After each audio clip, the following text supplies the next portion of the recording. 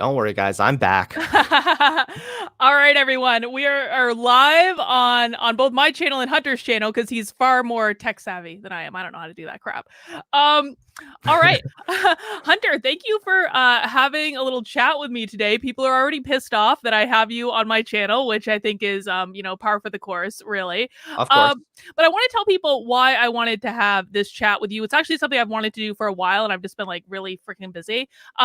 First off, I want to directly address something that I've heard a lot in the last 24 hours since I announced this chat, which is, Carlin, how dare you talk to Hunter when you went after Tim Pool for talking to Vosh? And here's the thing I want to say about this. So, and I'm really doing it at the beginning, guys, because like I'm so sick of hearing this crap. If you really think that I am against talking to people who disagree with you, you are either an idiot, you're willfully ignorant, or you're lying. One of those three things, and there is no other option to that. I am completely in favor of talking to people who disagree with me. I was on Hunter's channel a couple months ago, and we had a great conversation. And so my issue with Tim Pool and Vosh is that Vosh weaponizes his audience to actively cancel people.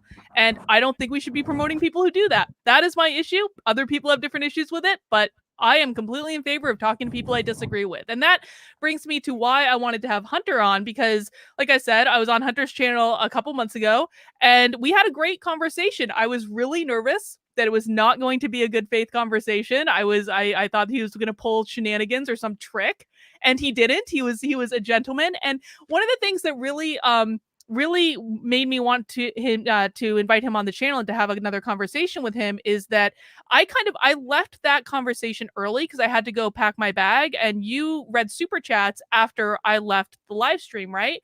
And people were saying less than flattering things about me in the super chats, and you kind of like swatted that away. You were like, no, guys, don't do that. That was a good faith conversation. And Right. honestly, I thought that was a really stand up thing to do, Hunter.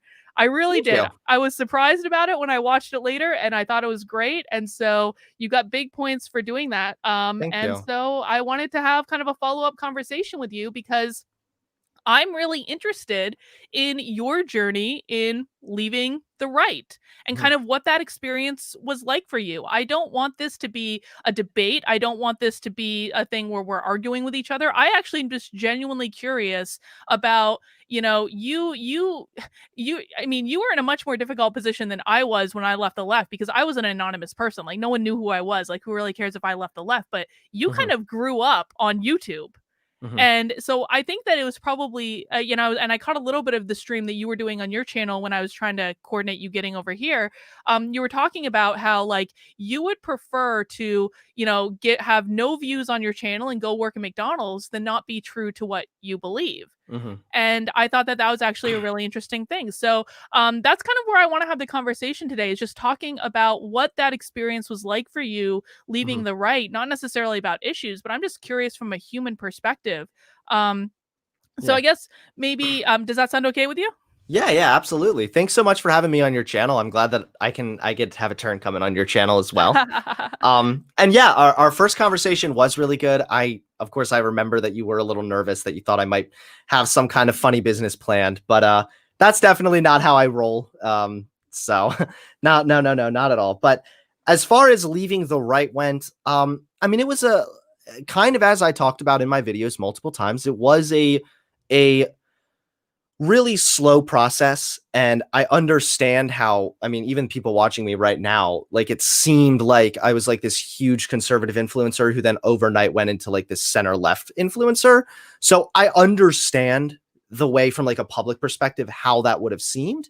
But you know this, I'm sure, just as well as anyone else. But like when you do commentary, people don't see what's going on behind the scenes. Like I sit down at my camera and would talk about political issues for 10 minutes. People don't know what's going on behind the scenes, or what I'm contemplating with, or what I'm thinking about, or researching even. Like none of that is open to the public. So whereas I realize why it probably looked very, very quick for it to happen, it was the opposite of quick. It actually took months and months and months and tons of contemplation and thinking and researching and a lot of places to go, because it wasn't so much like I never left the right.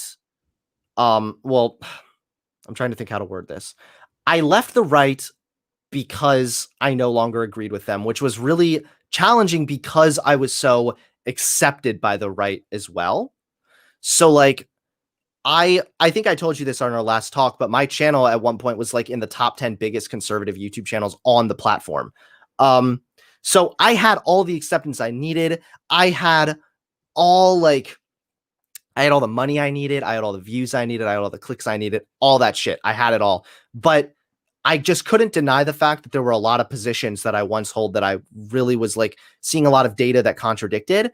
And then also you said less of a policy position and more from a human position.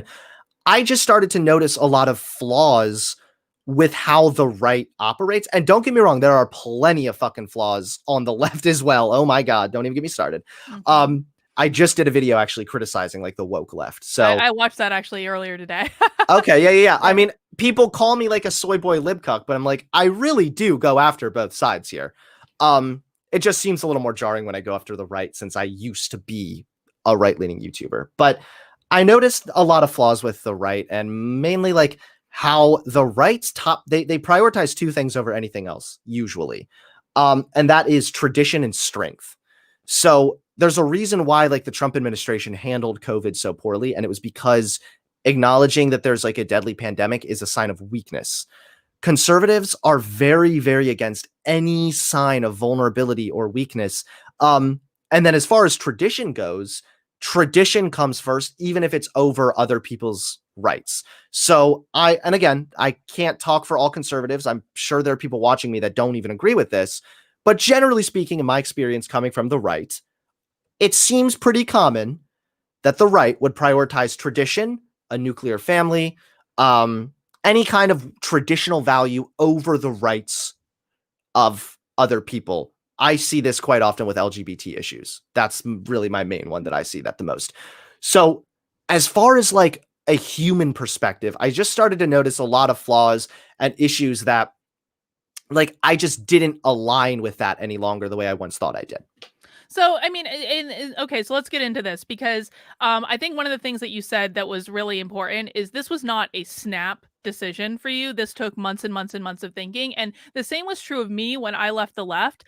Because I mean, a lot of people have said, you know, oh, Carlin just went to a Trump rally and then the right was nice to her and then she left. And that's not what happens. That was a gross oversimplification of what happened, right? And it was the same with me. It was like it was kind of a shock to my system when I realized that the Democratic Party had basically abandoned the values that I had joined the party for.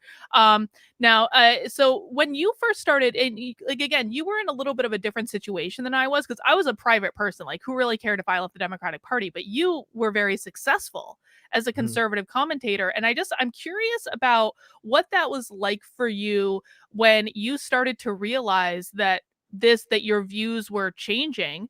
And guys, by the way, and I'm saying this to the people in the chat right now, we always need to leave space for people's views to evolve. It's okay for people's views to evolve, even if I or you don't agree with them. But what was that like for you when you realized that this thing that you had become very successful with, all of a sudden, it wasn't really what you believed anymore? I mean, like I said, it was a long process, and I mean, it was just coming to terms with the fact that like even like the shit that I said about trans people, it was just wrong. It wasn't based on the research and the data. And I do. Could you repeat your question? I'm sorry. No, just like when you started to have this realization that your views were changing, but you already have this existing platform that had made like you were very, very successful with it. What was going through your mind when you started realizing that, oh my God, oh shit, like I built this whole thing and now maybe I don't agree with it anymore.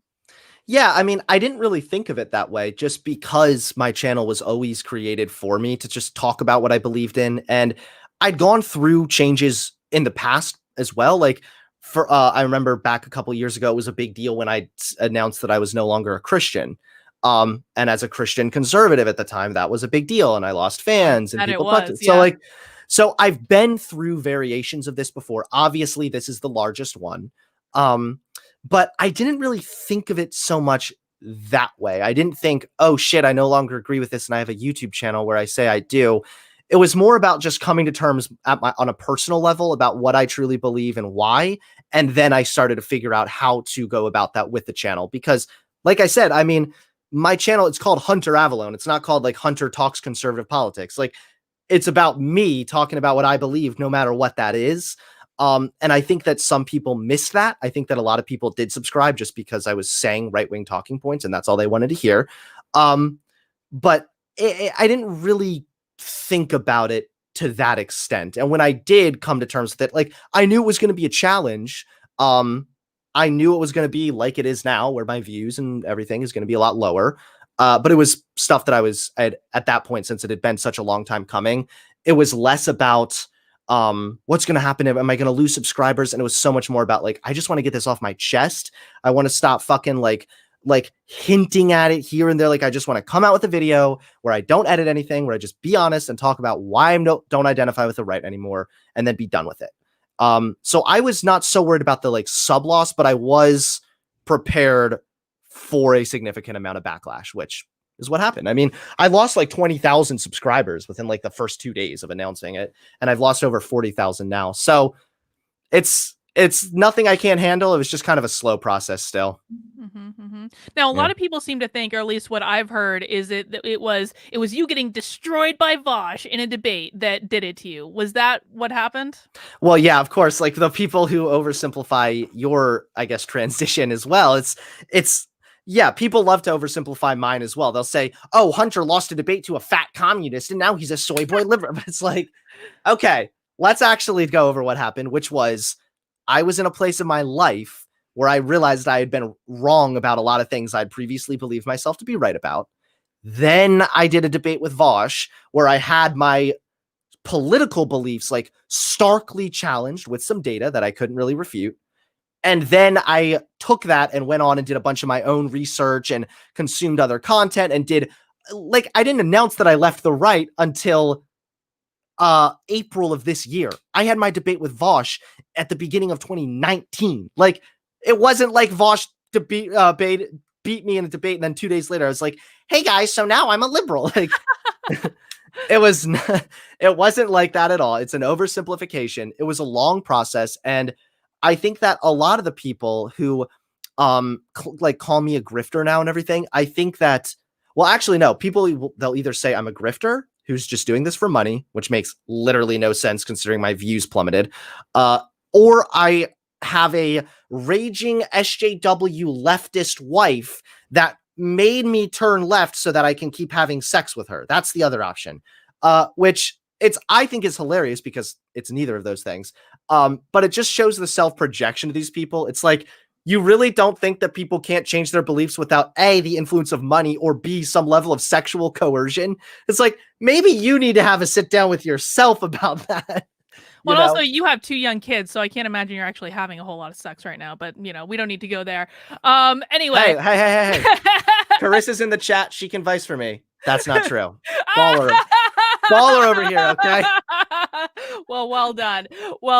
So, I mean, when you kind of came out with your video, what was the reaction with your audience when you came out with that video and said, guys, I'm done, I'm leaving? Yeah, I mean, it was, of course, there's like an instant surge of negativity just because like purely the title that says why I'm leaving the right, like, that's enough for people to be like, yeah, oh my God, it happened. The communist Marxists got to him. So I can go look at the video now. I know that it's overwhelmingly positive response now, which is great. It's like I'd probably say it's like a 70-30 split. I can go look right now, actually, just to find it out. I know it has a good amount of dislikes, of course.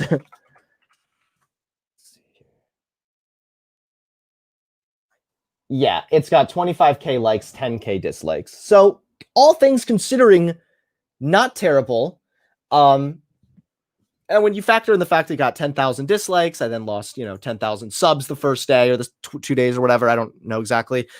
It's pretty obvious that like people weren't happy, but still I do have, I think, the majority of my audience's support. I do believe that. Well, and so what was the reaction from the left when they found they had a new member, I suppose? Well, I don't want to say a new member because I really don't like to identify myself with the left either, because I see a lot of flaws with that. I was just talking about this actually before we went live about how there is sort of this I guess spectrum. Like obviously there's a political spectrum. And just like people who aren't just people who are conservative are not therefore far right.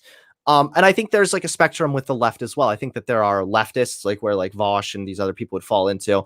But then I think there's also like the liberals, the cringy libcucks, those type, the woke-tard types, as you know from my video, they don't like me at all. They're the type of people to believe that if you are not born preaching hardcore leftist ideas, then you are forever doomed to be a bad person. That's what those people believe. So they, of course, hate me. But then the people who actually practice what they preach on the idea of rehabilitation and the concept of like people's minds can change, we're not just a slave to our bad ideas. Those people were pretty accepting. But again, like I didn't do any of this for acceptance. Like I had all the acceptance I could have wanted and more. I had an army of loyal fans that would have attacked whomever I told them to go do it if I wanted them to. Like I had the acceptance that I wanted, but I didn't do any of this for acceptance. The acceptance that I got from people on the left was nice and encouraging 100%. And the acceptance I've even gotten from you has been really encouraging, but I didn't do any of this for acceptance. So, I mean, so when my article about going to the Trump rally went viral, like, which was a total accident, I never expected that to happen. But when it did, for me, that was like a relief. It was like I got booted out of the closet of no longer really believing in what the Democratic Party was telling me. And I didn't expect it to happen in that particular fashion. I thought it was going to be much more slow and it was going to be like private conversations with my actual friends. But whatever. I mean, you never can tell. But it was like a relief. It was like a weight off my shoulders. Like, okay, now people know I don't have to worry about this anymore. Did you have kind of like the same type of thing? Yeah, absolutely. Because I would get a lot of like in my videos leading up to when I left the right, it was obvious that certain beliefs of mine were already changing and shifting. So certain videos of mine, like I would sort of drop these new opinions kind of like in the video. And it was obvious that like people were starting more and more to like speculate. They're like, because they were seeing me attack conservatives a lot too. So of course, in a conservative's mind, attacking a conservative just means you're like a libtard. Right. So yeah, I would say so. But it was just, I don't know. I apologize that I'm a little scattered at the moment because I'm trying to like narrow everything down so I can give you the best explanation. But That's okay. That's okay. It was definitely a weight off my chest though. Like no longer needing to worry about people speculating or saying, is Hunter now a liberal? Is Hunter now a leftist? Is Hunter, it's like, no, this is where I stand politically. This is what changed. This was what led to it. Now, can we be done with it? I would have loved for me to just say, hey, I left the right and that's it. And then kept on moving along and like nothing changed. I would have loved for that to happen, but that's not the world we live in. Yeah, no, totally. And so I want to talk about the LGBT issues for a second, because this is something you've already specifically brought up. And I'm going to tell you, so I obviously have been like traveling around with Walkaway for the past 5 months. I really wasn't seeing the backlash against LGBT on the right until after the election. And then I started seeing it not everywhere, but really much more overtly than I'm generally comfortable with. And I'm pretty centrist. I never considered myself a conservative. I've never said I was a conservative. I've always been more center. I have some agreements with the right. I have some agreements with the left. But the LGBT stuff has really, I mean, it's really always been one of my core issues. And I actually got into a little fight with Bryson Gray a couple weeks ago on Twitter because him and his fans were being horribly homophobic. And that to me is something that is actually, I have to agree with you on that. Like I don't think it's a large swath of the right, but I do think there is absolutely a really, really homophobic section of the right that I'm very hopeful that they evolve in that. But I also want to say this. I don't think that Trump is actually homophobic. I don't think he is. I think that this is like a fundamentalist Christian thing that's going on. And I'm not a Christian either, which every time I say that I'm not a Christian, I get from the Christians, I get, oh, why are you attacking Christians, Carlin? I'm like, no, dude, I just said I'm not a Christian. Like, relax. Right. Is that kind of like what you're talking about when you say the LGBT issues? Yeah. I mean, there are definitely people on the right who didn't like LGBT people long before Donald Trump. I do think that Donald Trump attracted those people generally, but I mean, when you are down to like 2 candidates, of course, like the Republicans going to attract more of the Republicans and even the radical parts of the Republican Party. But yeah, I would agree. I wouldn't go like, I wouldn't say that like Donald Trump was like an extremely homophobic, anti-gay whatever. I think that Trump tries to cater to some anti-LGBT sentiments at times. Like Trump tried to get like a gay adoption like thrown out or something not too long ago. Like he discreetly tried to ask the Supreme Court to no longer let gay people adopt, which is a big problem in my mind, especially like based on the data showing that there's nothing wrong with that. But no, I would agree with you overall that, yeah, I don't think Donald Trump is like this insane homophobe who hates gay people, but I do think that his desire to cater to those people can be dangerous at times. That's what I would say. Do you feel like, so you've kind of experienced, I just think it's so interesting that you experienced you know, kind of having an audience that was predominantly on the right. Do you think your audience right now is predominantly on the left? Where do they sit? I think that I have a pretty good centrist audience. I think that I have a lot of people that watch me that are actually what I would call like reasonable right wingers, people who are, they have like, there may be like economically right wing, they have some right wing ideas, they care about immigration, and they are okay listening to other views. Like, I think I have a lot of people like that that follow me too, which I have immense respect for those types of people. And then I do think that I have, yeah, some hardcore lefties that came along just from Vosh or other people or other lefty channels that I went on here and there. But that's kind of what I want, is I want an audience full of different people and different ideas, because like, I wish that YouTube could be a better place for unironically the marketplace of ideas. And I wish it didn't have to be like, I'm a right-wing channel, I'm a left-wing channel. Like, what I want is hundreds of thousands of subscribers of people who do think differently and are okay talking about our disagreements, not people that are going to see one thing that I disagree with and then dislike and unsubscribe and tell me that I'm actually the left-wing snowflake and then run back to their echo chamber. Like, that's not what I want. So I think that right now we're off to a good start. And, you know, like I said, my view count, my viewership, all that, the sub count, all that crap has gone significantly down. But that's because I'm kind of rebuilding my core base, which at the time was right wingers. And now it's going to be people who are centrist and maybe more left leaning. And I'm okay with that. I just want people that are okay with different viewpoints. You know, I'm really quickly, I don't want to ramble forever, but even back when I was a conservative Christian, right? And when I was doing my YouTube conservative Christian content, I would follow YouTube channels like The Amazing Atheist. I still actually watch his content every now and then. And he would provide atheist arguments and he would provide liberal arguments. And I would watch him. I would actually go out of my way to watch him talk about religious stuff, even though I was a Christian. Like, and I used to, especially when I was younger, I was very uncomfortable with having like my faith challenged. So like, I've ever since I kind of had access to like YouTube and was doing that kind of shit myself, I've always been very open to new ideas. And I've always been curious about like generally and genuinely understanding what this side of the aisle is saying. So I've always been like that. And I would love to cultivate an audience of more people that are like that as well. What's been your biggest aha moment since leaving the right? The thing that you're like, oh, I just really didn't expect that. I don't know. I think that one of my biggest ones was when I talked about conservative tech censorship. Conservatives really get mad about that one. And I understand it. Like it's a tough pill to swallow.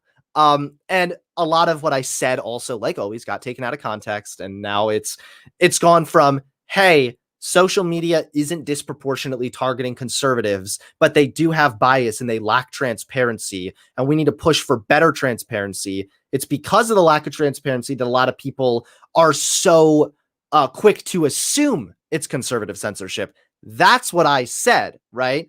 But what it's now been said that I've said is conservative censorship doesn't exist. So now whenever a right-winger gets banned from Twitter, people are like, ha, Hunter said this didn't happen.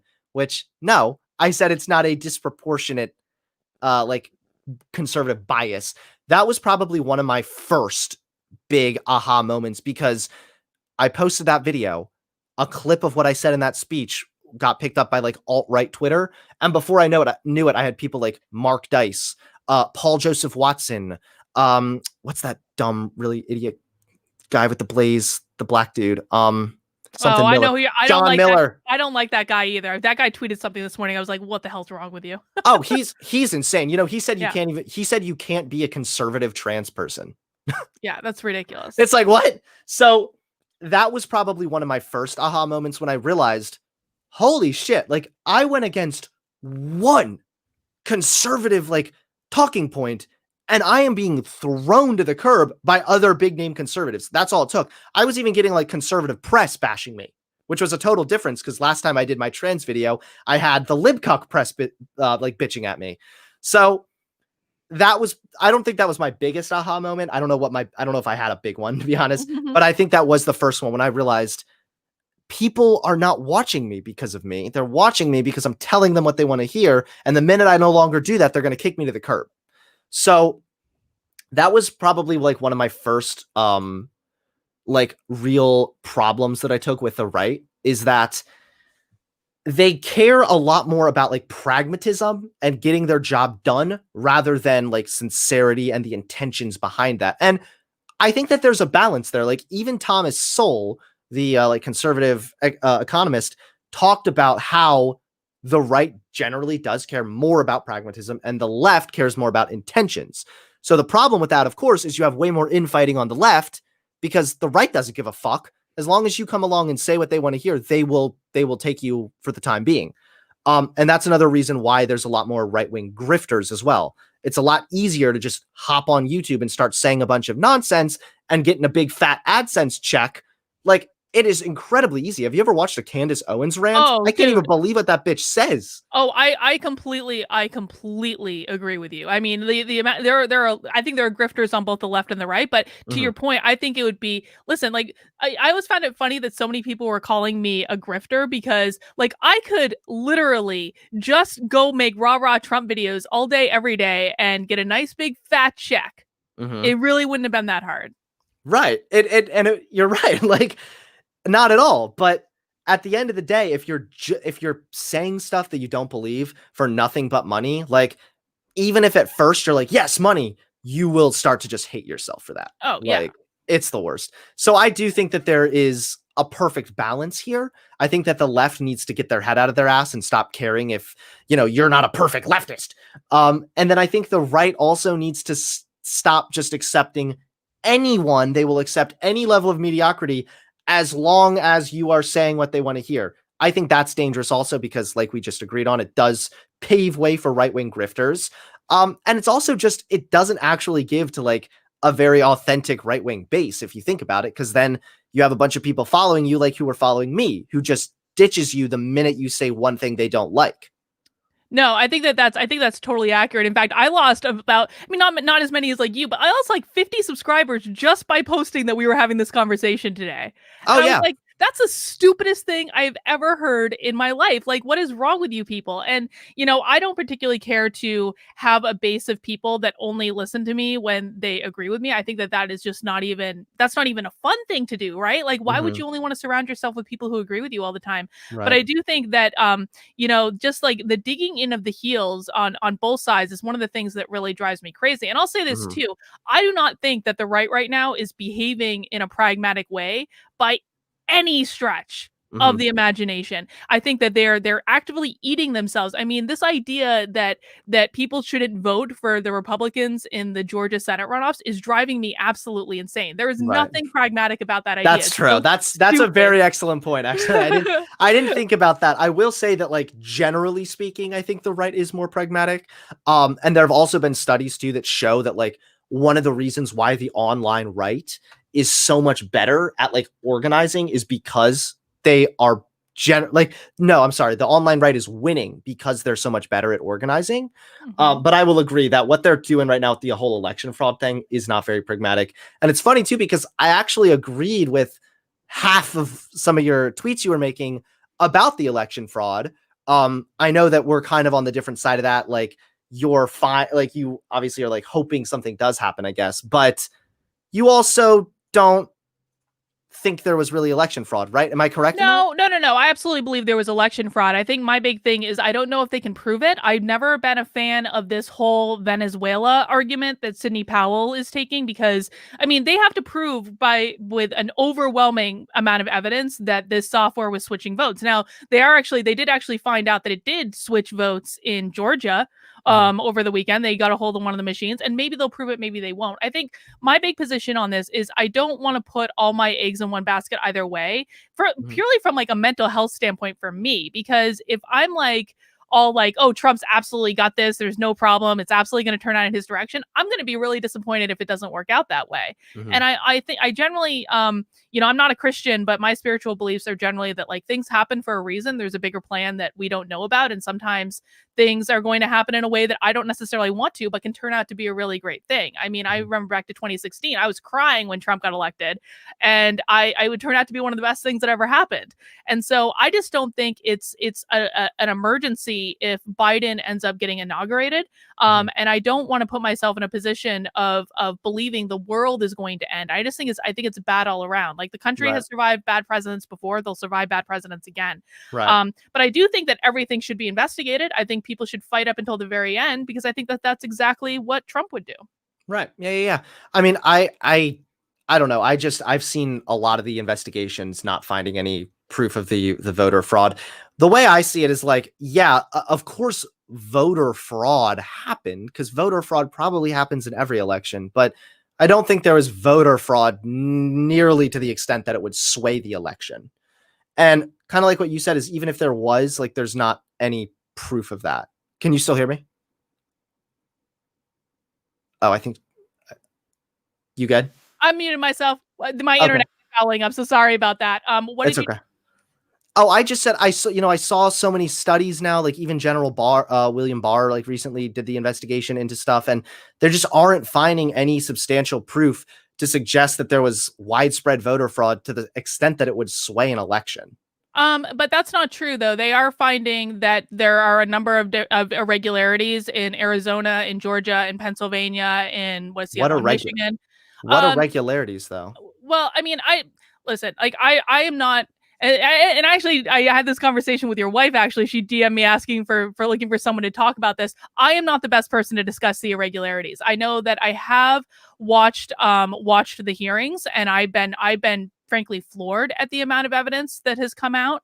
And I think that it's absolutely worth looking into. Now, is it enough to overturn the election? I don't know the answer to that, but I think that no one really knows the answer to that until we actually get a chance to go in and look at things. And the thing that's a But we little bit have, I no, no, guess. no, but no, we haven't though, because the Justice Department has not been. And if people would read past the headline of what Barr said, which again, Oh, I'm taking a very middle ground in this regard, but I think that I read what Barr said, and I know that they're still going to be looking into it and taking further substantial claims seriously. That's what he said. But I they hope did so. say that they looked into what he said to let me see. I don't think they've looked into it to the full extent of the evidence that they've had. But I mean, regardless, Hunter, here's my biggest concern is that the position that we're in right now is that Mhm. half of the country, no matter what, half of the country is going to reject the results of this election. And I actually think that that's actually the worst case scenario. It doesn't even matter. If Trump gets in, then the left is going to reject it. If Biden gets in, the right is going to reject it. And I think that that's actually the most dangerous part of this whole game, and why I adamantly support investigating every part of this. Even frankly, after if Biden gets inaugurated, fine, whatever. But even after that, this should be investigated, and people should trust that that people on both sides advocated looking into it. And frankly, I think that the smartest thing that Joe Biden could have done if he actually wanted unity, which I don't even really believe Joe Biden is like all there. But if Joe Biden really wants unity, the very best thing he could have done is say, you know what, I want to make sure that I am the legitimate president. Mhm. There are definitely irregularities that need to be looked into, and I want us to go look at this software. I want us to go look at the signatures. I want us to make sure that this election was actually as perfect as everyone wants it to be. And if he did that, I would actually have a lot of respect for him, Right. because it would show that he was actually concerned about the process. And the process for me has always been what's most important. Right, and I would agree with a lot of that. I think that it is concerning that a lot of people aren't going to like accept the election results, but part of that would come around for me is into a criticism of Trump because I don't like that Donald Trump is trying so hard to delegitimize this election when I don't even think Trump thinks there was voter fraud. I think Trump knows he lost and is just like, even when Donald Trump won in 2016, he claimed there was voter fraud. Like, he's been doing this shtick forever. And I just think if there was actually the extent of voter fraud, Bill Barr would have found it. There have been other government agencies that have looked into this as well, and they found no proof of voter fraud. What was the one government agency that said the election couldn't have gone smoother? Hold on. There was one government agency. I know what you're talking about. Yeah. Yeah. I'm not sure which one it was, but I know it was provably not true. That's but how? How is it not true? How is it provably not true? There are people who had ballots cast in their names in other state, Hunter. Like, well, hold on. I mean, maybe, yeah. Like, of course, when they have video of people scanning ballots multiple times. They have videos of pulling ballots out of suitcases in Georgia. The video where hold on. The video where they were scanning ballots twice. I saw an explanation for that, I believe. There's always an explanation. Yeah, and if we're talking about the same video, they had to run them twice in order to scan them properly. Well, I mean, like I'll be honest. A lot of the reason that conservatives think there's voter fraud is just because they don't understand the process. I don't understand it either, but I don't see some video posted by a far right channel and think that this is proof of election fraud. Rather, I think it's probably a misunderstanding, and it usually is when you look into it. So listen, I think where we can agree is, and again, I don't want this to be a debate. I just want this to be a discussion. I'm not trying to debate. No. I know you're not, but people in the chat are getting really spicy. Anyway, well, of course, it's the chat. What can you expect? But I think where we can agree is I do think that the right takes it too far sometimes in terms of thinking that there's a massive conspiracy and all this stuff when in fact there's really like a very simple explanation.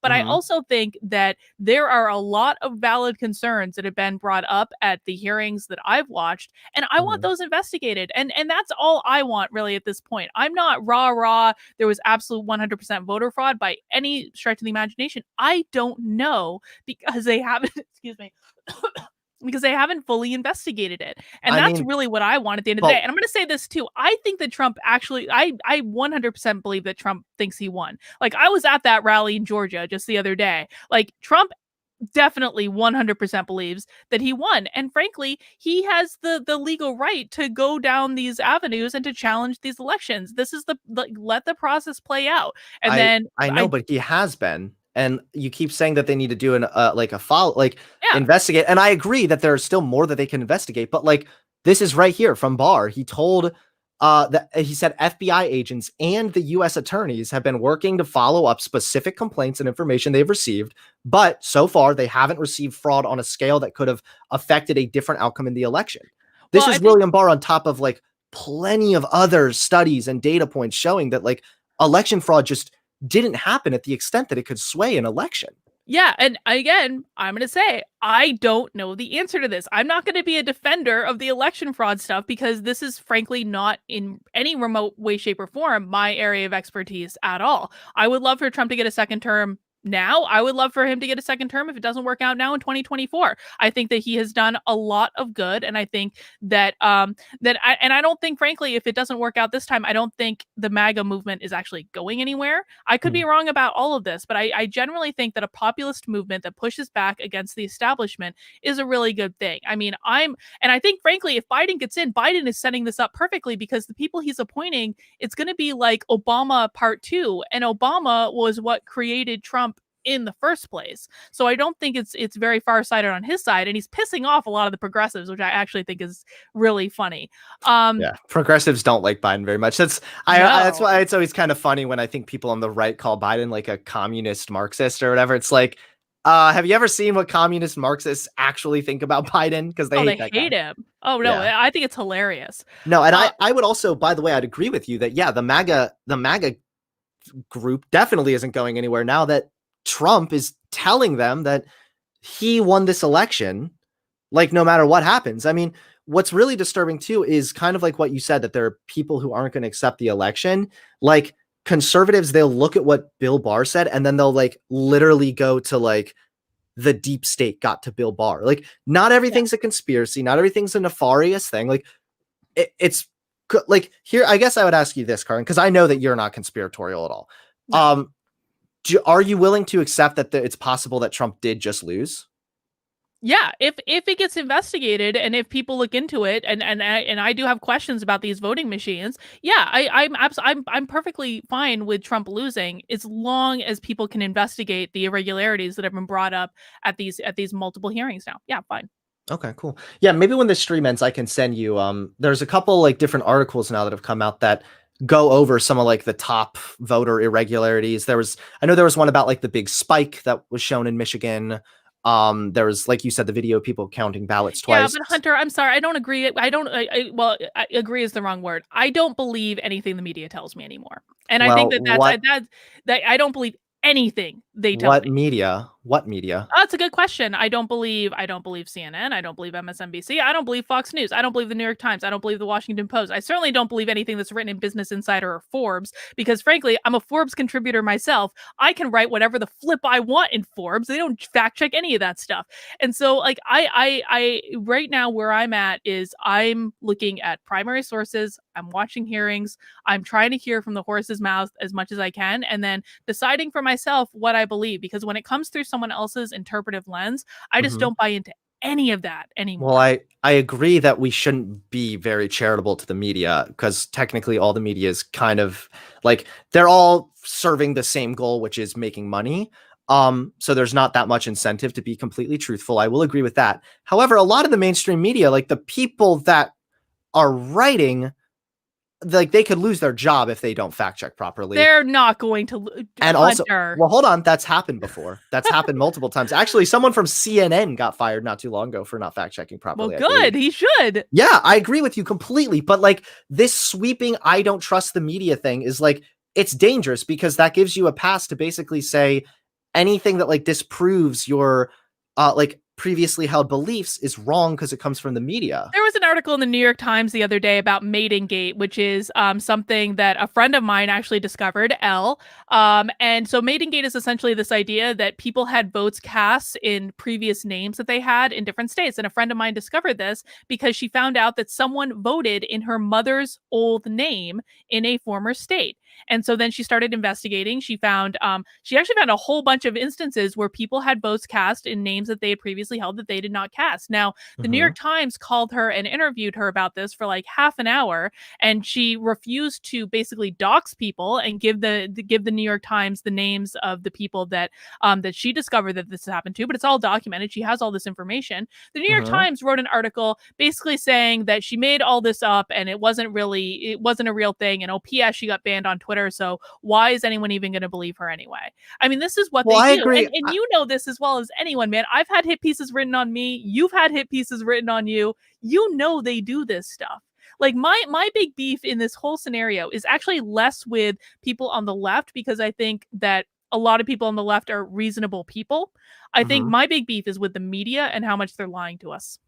Well, I agree that the media does tell a lot of lies, but that doesn't mean I still what I do is I look through certain articles and then I actually look through all the like references and sources that they cite and look into those individually and I basically go along and I fact check the article Mhm. myself. So I'll still send you this. This comes from That's like fine. this comes from the Detroit News, so this isn't from like a mainstream thing, but this just goes over 8 of the recent claims that were made at the hearing that are like provably false with evidence included.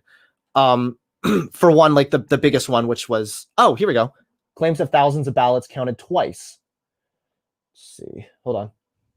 There's a system in place in Michigan for catching such an act. Election officials balance poll books. That's the other thing is that that one lady that claimed there was like 30,000 fake votes on the poll book. Mm-hmm. Like you can look at the poll book here and the poll book was not off by anywhere near that. And also one other thing, if I could just You think follow. it's impossible for them to change the poll book? No, but see, that's the conspiratorial stuff. And again, I'm not conspiratorial, but I want these things to But be you are. investigated by people. No, but you're. No, I I'm not agree, saying but it either has way, been Hunter. investigated. No, Carla, wait, but you're being conspiratorial because I'm when you not being see, yes, conspiratorial. I do not because when you trust a reporter from the Detroit. Who owns the Detroit News? I don't know, but this is what I mean with the conspiratorial thing is you can look through this info, or you can just say, oh, they probably messed with it, so it's not accurate anyway. I will look at it, but I don't believe what they write. I don't believe that they haven't taken things out of context. I don't believe that they're telling I understand that, and I don't blame you. I don't blame you for that at all. But that doesn't mean I'm saying that there was enough fraud to sway the election. I don't know the answer to that. I don't know. I understand that, but I just think that if we've had so many, like there've been a couple different investigations, the Trump administration hasn't been able to prove anything in court. William Barr said he wasn't able to find anything, and the studies that existed before Trump's election clearly show that like voter fraud rates are minuscule at most. So the likelihood that there would be an election fraud that stole the election from Trump is not only not legit, and also, well, if I could just really quick say, sure. I understand you don't trust the media, and I don't trust the media either. I like a lot of people on the right will say this to me. They'll be like, oh, well, Hunter, he just blindly trusts the media now that he's a liberal, which isn't true. But this article specifically that I'm referencing, it cites like data. This comes from publicly available statistics. So you can look through, you don't need to look through the media, since you say you like to see things from the horse's mouth, which I completely understand. This gives you right here, DetroitMI.gov. Here's the election summary. I will look at this article. However, publicly available information can be taken out of context to make it look like they want it to look. And I mean, I just like here's kind of where I'm at with the media. I frankly don't have the energy to go fact check all of this nonsense. I really don't. And so, but I will say that I think that a lot of them are very prone to taking things out of context to prove their points, to elicit the confirmation bias of their readers. And I don't necessarily think it's an accurate portrayal of the truth, but I promise you, I will look at the article. And I just kind of want to. I understand. All I'm asking is for you not to just write off the info as like, but I don't think you should write off the. But I don't think you should write off the info as well. I don't think that you should write off what these people are saying in all these states that has these. I think the same is true for both sides. And but I look into my position. But my position on this is like, this is not my area of expertise. This is something that, for my own sanity, I've really kind of tried to keep my head out of as much as possible, because I think the process needs to play out. And you know, there's like, it hasn't gone to the Supreme Court yet. Maybe it will, maybe it won't. But I think the process needs to play out, and that people need to relax and stop making crazy stuff up on both sides. That's kind of where I'm at with the whole situation. I will agree with that for sure. Absolutely. There are actually some people in my chat hating on me right now too. Oh, God forbid. Why trust any of these people who do these studies? Because to the person who asked that, because it matters what the study says, not just who wrote the study.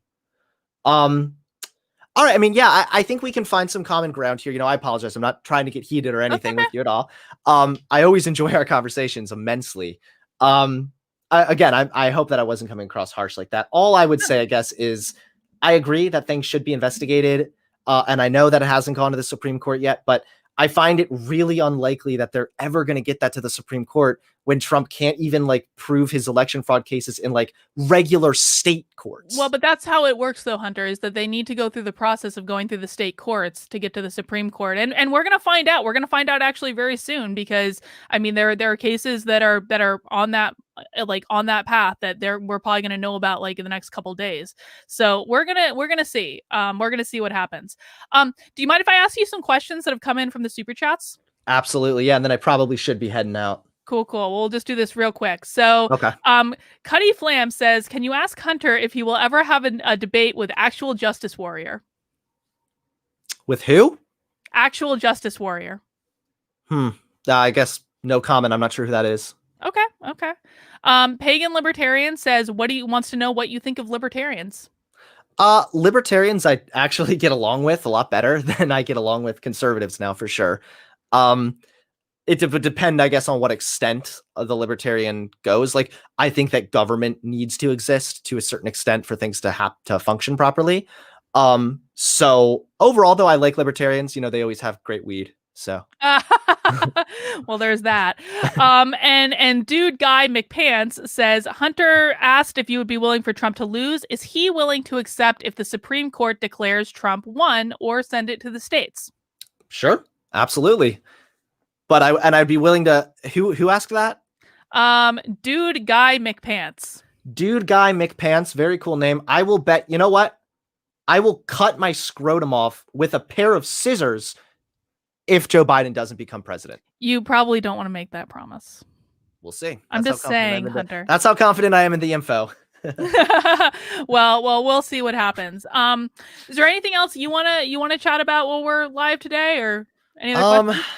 I'm trying to think. I mean, there were some other things a while back that you had said that I didn't agree with you on, but I don't think we need to go down that path right now. I want to know what they were. What were they? Well, no, it was something. It was a convo you had with Shoe on Head, actually.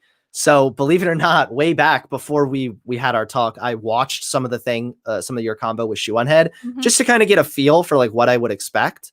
And like I said, that night that we talked, I was really, really happy because we both were so like good faith about things.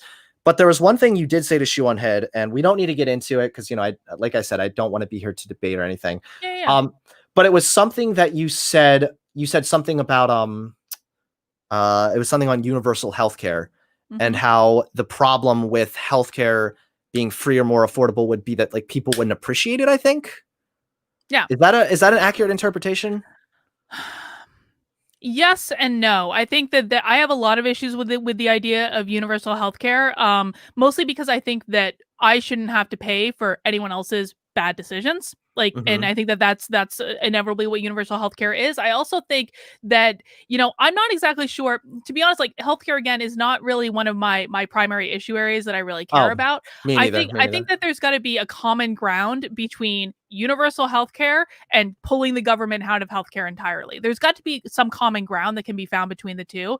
But I do think that gratitude does play a role in pretty much everything for me. And I think that when I see people on the left, and it's not just universal healthcare, but it's also now demanding, you know, I think that there should have been more stimulus checks that went out to help support people when they can't work or run their businesses. I mean, that just makes sense to me. If the government's going to shut down your business, they need to take care of that. But this demand from the left that the government takes care of everything, I don't think, like, something that is given has no value, right? There's a lot of value in going out and earning your money and, you know, appreciating what the value of that is. And I just don't think I see a lot of these people on the left, and really it's not you necessarily, but the far left, that are demanding things from the government that they're not going to appreciate and they're not going to be grateful for. And that to me is a really sad thing, because it means that these people are never going to learn that they have the ability to go out and earn money if they want to. They have the ability to pay for themselves. They have the ability to go get whatever job they want or build a YouTube channel or do whatever the hell to be able to take care of themselves and not have mommy daddy government doing it for you. And I think that gratitude is something that I see sorely lacking among a lot of people. Just like we have so much. There's so much to be grateful for. We have access, even if it costs money, to like the best healthcare in the world. We have access to be able to have conversations like this. We have access to so many things that I just think are really underappreciated. So maybe not in direct line with like universal healthcare, but I do think that a lack of gratitude on the left is a very big issue for me. Oh, absolutely. And I can totally agree with that too. And I think that like lack of gratitude, lack of appreciation, and lack of personal responsibility is an issue that should absolutely be like talked about and criticized. I guess I would just have to say that like I don't agree with I agree with the sentiment, but I don't agree with the sentiment as far as healthcare goes, I guess. Just because healthcare is a necessity to live. I don't think it should be like healthcare shouldn't be prioritized based on wealth. And also, again, I agree that like appreciation is important, but that's something that people learn more in like a family to appreciate. I don't think people learn, or I don't think that policies are created so that people appreciate them. Like we enjoy policies every day and we're not appreciating them. Well, no, I agree with you that appreciation, gratitude doesn't come from policy at all. But, you know, what people do with those policies, what people do with the resources they have available to them, that's honestly what matters at the end of the day. Like I am much more interested in how things actually play out in the real world than I am in any of this theoretical stuff. Like, and this is where Vosh and I tend to disagree, because he's like all about theory and studies and all this stuff. Like, I've lived in the real goddamn world. I know how this stuff actually manifests in the real world, which is not the way it does when you have a very specific study that has inclusion and exclusion criteria and all these things. Like it doesn't make sense. So Mm. I think that it is more of a personal responsibility to be grateful for the resources and the opportunities that you have and to take full advantage of them. And what I see happening on the left a lot of the times is that they don't appreciate what they have. They don't see it as a way to create a life for themselves, create a career that they can really be happy with and find fulfillment with. And I think that to me is just incredibly, incredibly sad, because when they don't have that gratitude, what they start to do is they start to try to pull down and destroy other people, Well, I because that's the agree. only way that they have to feel good about themselves. Oh yeah, and I like, again, I really do agree with a lot of what you're saying. I guess it just doesn't really apply to the issue of healthcare, because like you mentioned earlier, like you don't want your taxpayers, your tax dollars paying for other people's mess, which I understand that, but like right now we have public defenders. Our tax dollars pay public defenders to clean up other people's legal messes. Public Like, defenders kind of suck too. I know they could certainly be a hell of a lot better. We already pay taxes for like a service that everyone technically has. And right now, I mean, we have like 60,000 plus people every year that die in the US purely from lack of healthcare. And yet we live in the richest country on earth. So I agree also that, yeah, it might be a little far-fetched to say we're going to have a perfect healthcare system that is free for everyone, that exists for 300 million people. I agree that might be a little far-fetched, but I also think that saying our taxes shouldn't pay for it, or that people need to show gratitude, or that people can just buy healthcare, that's not really like legitimate. Those aren't really legitimate solutions to that issue. Where I can agree with you is that I believe that there has to be a solution that is going to make healthcare more widely available and more affordable. Listen, I've been on Obamacare, and Obamacare sucks. Obamacare is really expensive and you don't get that much for it, but I was incredibly grateful to have it for the year that I needed to be on it.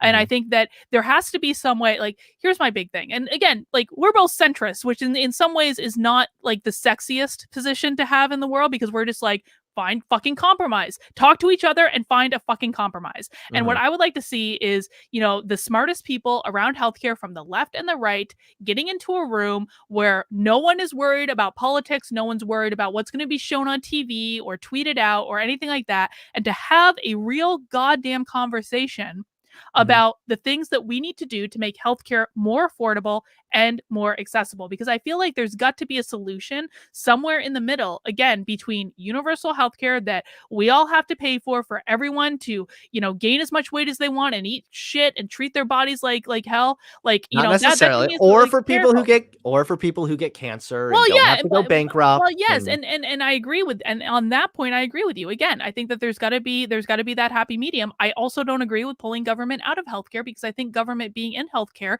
is the only way to really make it more accessible. But I don't know what the solution is. I am not a healthcare professional. Me neither.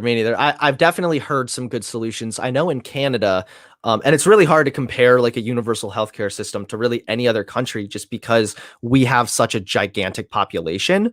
But I know what they do in Canada right now is they have a public option, and then they also have a private option, which I think would be my top choice, because then you have the public and the private option competing, and you no longer have this weird dichotomy where, because you have insurance, the medical institution can just charge you whatever you want because the insurance will be paying for it.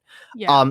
And also, I don't know if you know this. I also want to just tell this to the people watching right now, because it's pretty damn disturbing.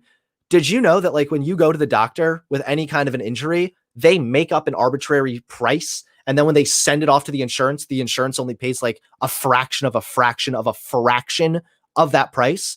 So they literally, if you don't have insurance, you might get stuck paying $200K just because they felt like it. Oh, Like, I completely agree. Healthcare costs are ridiculous, and it's all goddamn arbitrary. And like that stuff really pisses me off. So I completely agree with you on that front. Like there's so many things that need to be brought into control, like under control here. But the thing is like, that's never going to happen when people are not willing to talk to one another, when everyone's digging their heels in. And it's like, it's so sad all around, because average everyday people are suffering. And these things are really just out of their control because our elected representatives are acting like children. Right. Oh, yeah. And, a large reason that is because our elected representatives are controlled by corporations and all sorts of other shit. But we'll get into that another time. Yeah. It is absolutely like, it is another major problem with our policy is that they're all controlled by corporations. But Well, yeah. definitely. So do you got to bounce?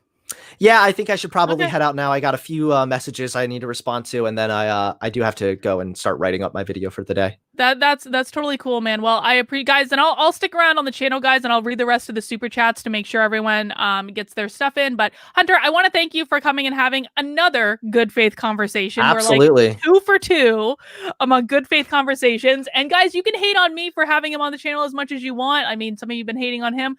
I don't really care. I am completely in favor of good faith conversations with anyone that does not weaponize their audience to go and cancel people. And I don't think you're doing that. I don't have evidence that you're doing that. So I will have a conversation with you anytime. Thank you. All right. Hunter. Sounds good. Thank you, Carlin. You have a good rest of your day. All right. You too. I'll see you later. See ya. Let me go ahead and leave the call here. There he goes. All right, guys. So I'm going to just stick around and read the super chats that have come in.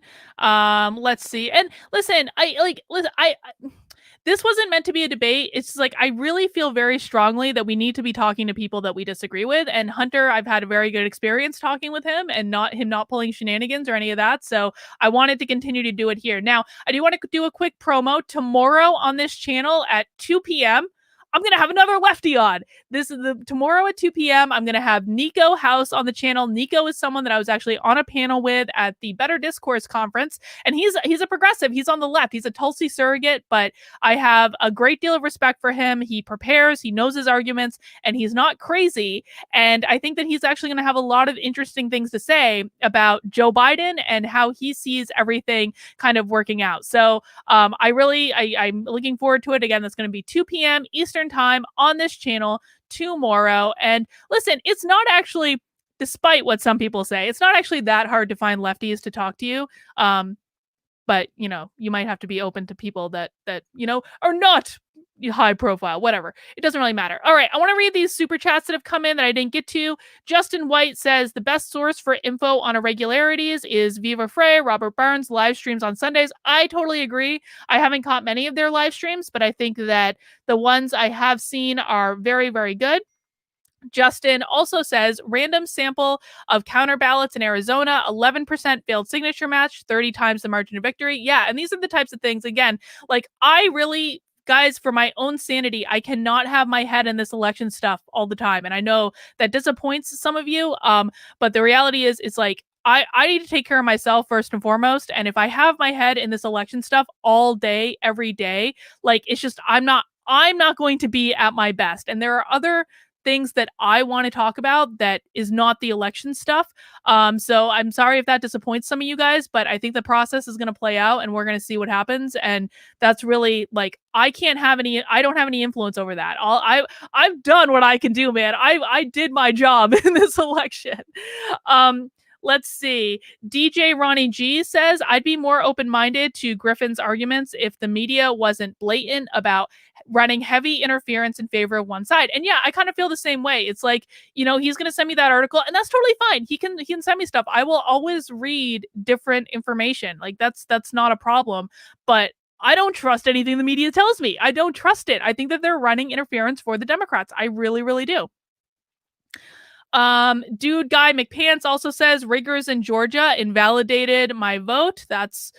Listen, like I think that a lot of interesting stuff is going to come out this week and we're just going to have to see what happens. But I genuinely mean this, guys. Like, please, please, please, please, just like everyone needs to relax over this. What is going to happen is going to happen. And there are a lot of battles that we need to fight that have nothing to do with whether or not Trump is in the presidency. Trump is one man. He is not the entire movement. And like people need to just like, we need to focus on the big picture. We need to focus on the big picture. Mockery says Nico House is cool. I think he's cool too. I do. He has much better hair than I do. Let's see. Frustrated Omegle says, then explain why the low rejection rate of mail-in ballots this election versus past elections, Hunter. I think that that's a very fair point. I agree with that. I think that those ballots should be looked at. I think there should be signature verification. Multi-Drider says, Hunter, why do you, and I'm sorry I didn't get this in while he was here, but I didn't see it till just now. Hunter, why do you trust the media when they don't fact check Biden and don't report on Hunter Biden stuff much? I think that's a very good question. And Thomas Garrett says, so as a vet, I have the ability to use the VA. This is an example of government run healthcare. I pay for insurance through my work because the VA is bad. And I think that that's also another really good example of why I don't necessarily think the government run healthcare is the best way to go. I mean, I think about, someone like Lauren Chen. Lauren Chen brought her father to the United States to get treatment because he wasn't able to get adequate treatment in Canada in a timely manner. And I think that these things are important and then we should think about these things. And again, like I've actually been on Obamacare. Obamacare sucked. It sucked real bad. And I don't particularly I was so grateful when my husband got a job that had really, awesome benefits. We've got great insurance now and I don't want to give that up particularly. All right, guys, that's all I've got for the super chats. Thank you for coming out. I hope you enjoyed the stream. I think some of you enjoyed it more than others, but that's okay. I hope you'll join me tomorrow, 2 p.m. for my conversation with Nico. I also, of course, will have my 9:30 p.m. stream with Joshua tomorrow night. And then on Wednesday, I actually have a stream with Deb Philman, who's an educator. She's a tutor. She teaches kids, and she's going to talk to us about why it's really dangerous that social justice is being integrated into the classroom. So I really can't wait for that conversation. That's all I've got for right now, guys. I'll see you soon.